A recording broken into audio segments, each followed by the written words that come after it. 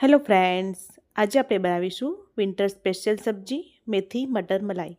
તો સૌથી પહેલાં આપણે કાજુ અને મગજતરીને ગરમ પાણીમાં 20 મિનિટ માટે પલાળી રાખીશું. બંને સરસ રીતે પલળી જાય એટલે આપણે મિક્સર જારમાં તેની સરસ મજાની એક પેસ્ટ બનાવી લઈશું. ત્યારબાદ આપણે વટાણાને બોઇલ કરી લઈશું. સેમ રીતે 3થી 4 ડુંગળીને પણ બોઇલ કરી લઈશું. હવે મેં અહીં મેથીની ભાજી સરસ રીતે સુધારીને તૈયાર રાખી છે, જેને વોશ કરીને આપણે એક પેનમાં 2 થી 3 ચમચી જેટલું તેલ મૂકી અને આપણે તેને વઘારી લઈશું. તો એકદમ સરસ મજાની આપણે તેને ખુલ્લી જ ચડવા દઈશું. તો 5 થી 7 મિનિટમાં તમે જોઈ શકો છો મેથીની ભાજી એકદમ સરસ રીતે ચડી ગઈ છે. હવે આપણે એક મિક્સર જારમાં જે આપણે ડુંગળીને કૂક કરી હતી એને આપણે પીસી લઈશું.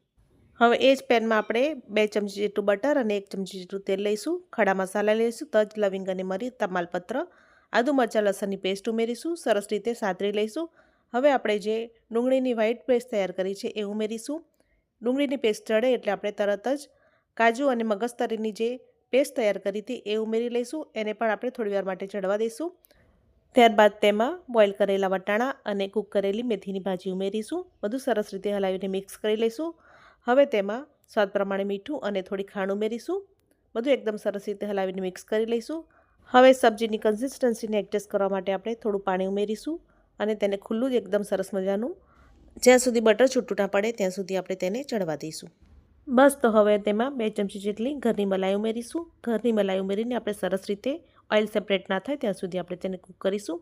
હવે લાસ્ટમાં આપણે 1 ચમચી જેટલી કસૂરી મેથી મસળીને ઉમેરીશું. બસ, તો 5 મિનિટ કૂક કર્યા બાદ મેથી મટર મલાઈ સબ્જી બનીને તૈયાર છે.